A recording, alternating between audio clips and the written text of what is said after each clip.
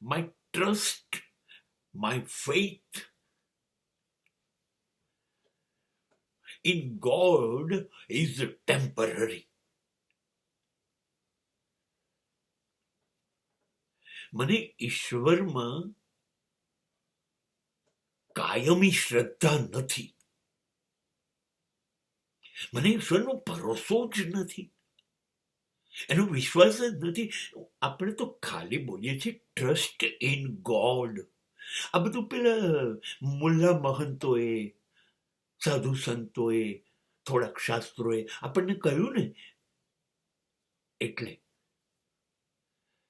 ઈશ્વરમાં ભરોસો નરસિંહને હતો, મીરાને હતો, પ્રહલાદને હતો. તારે જે કરવું એ કર, તું જે કરીશ એ સરસ, મને બહુ ગમશે. હું મારી ચિંતા નથી કરતો, તું મારી ચિંતા કરજે. હું આ દુનિયામાં કોઈથી ડરતો નથી, મારે કશું જોઈતું નથી. આ હતી શ્રદ્ધા. એટલે જે આગમાં બળી જ ન શકે એવી હોલિકા બળી ગઈ, અને જેનું મૃત્યુ નિશ્ચિત હતું એ પ્રહલાદ બચી ગયો. ઝેર મોકલે રાણા કે મીરા મરી જાય, મીરા પી જાય અને મીરા બચી જાય. નરસિંહની તો આખી જિંદગી ભરોસા ઉપર જ ગઈ. એ શામાશાનો વિવાહ હોય કે કુંવરબાઈનું મામેરું હોય કે લખેલી હુંડી હોય, કઈ પણ હોય, આ તું કરજે. મને નહીં સમજ પડે. આ છે શ્રદ્ધા. આપણને છે ભરોસો. એક પણ રૂપિયો ખિસ્સામાં ના હોય અને દીકરીનું કર્યાવર કરવા જુનાગઢથી વિસનગર વડનગર પહોંચી જઈએ. છે ખબર હોય વાડકામાં ઝેર છે, તો મીરાની જેમ પી જઈશું? નહીં કરી શકીએ ને. આપણે તો ફૂંકી ફૂંકીને જિંદગી માં પ્રાર્થના કરીએ છીએ, ઈશ્વરને સ્વીકારીએ છીએ. એટલા માટે કેટલા સ્વાર્થી, કેટલા લાલચુ છે. આટલું કરી કાઢ. આપણે આપણી લાલચ છે, આપણો સ્વાર્થ છે. ઈશ્વરમાં ભરોસો નથી. લાલચુ માણસો, સ્વાર્થી માણસો સામે તો કોઈ દિવસ ઈશ્વરે જોયું છે તે જોવાનું છે. કેટલા બધા લાલચુ છે.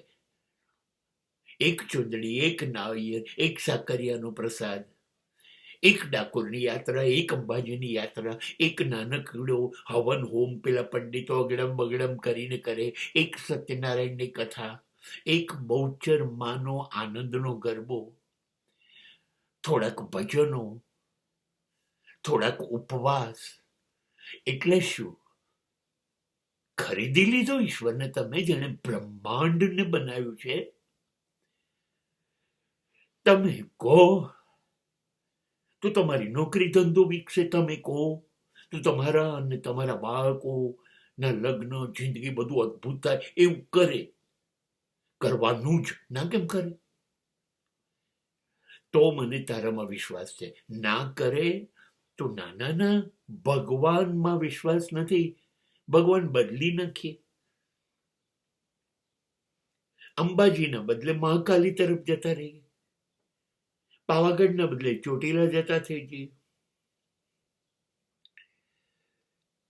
શિવરાત્રીના બદલે જન્માષ્ટમી કરતા થઈ જઈએ. એને એ બે કામ ના કરે તો નવરાત્રીમાં માતાજીની આઠમ તો છે કે નહીં? હવે જે લોકો પક્ષ પલટો કરતા હોય, શિવમાંથી વિષ્ણુમાં, વિષ્ણુમાંથી રામમાં, રામમાંથી ગણપતિમાં, ગણપતિ નથી માનતા તો માતાજીમાં. આને આ લોકોમાં ઈશ્વર કશું માને ખરો? ઈશ્વર બરોબર સમજી જાય છે. તમને એવું છે કે તમે ઈશ્વરને બનાવશો 51 રૂપિયાની ચૂંદડીથી. દૂધનો હલવો કે આ ફરાળ પાછું આટલું બધું ખાઈ અને ઉપવાસ કર્યો નહોતો મેં તારા માટે 11 તો જીવનભર કરી, પૂનમ કરી, એટલે ઈશ્વર માની જશે.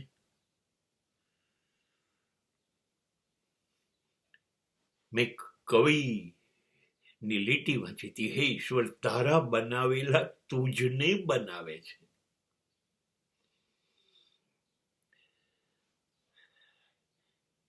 બે ફૂલ ચડાવી મૂર્તિ પર,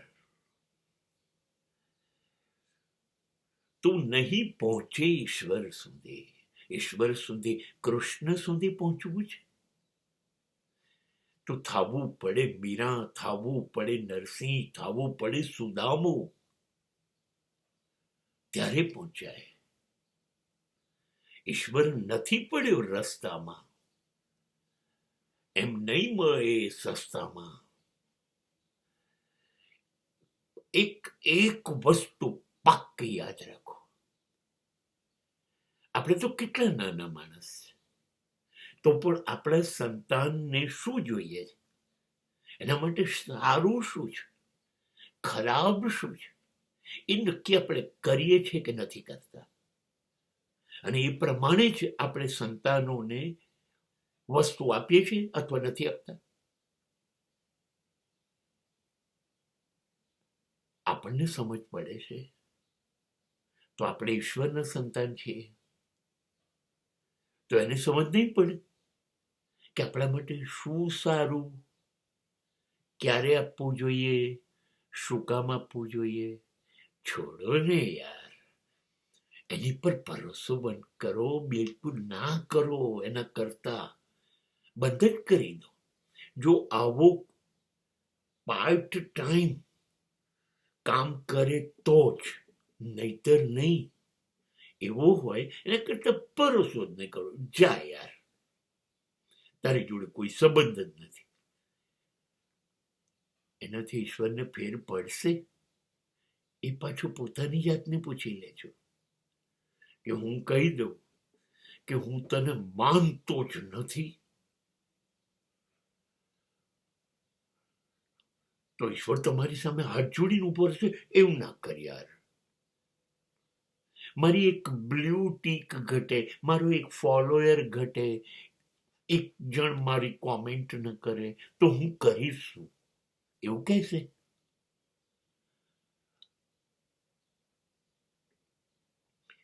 એને એનું કામ કરવા દો, તમારું કામ થઈ જ જશે.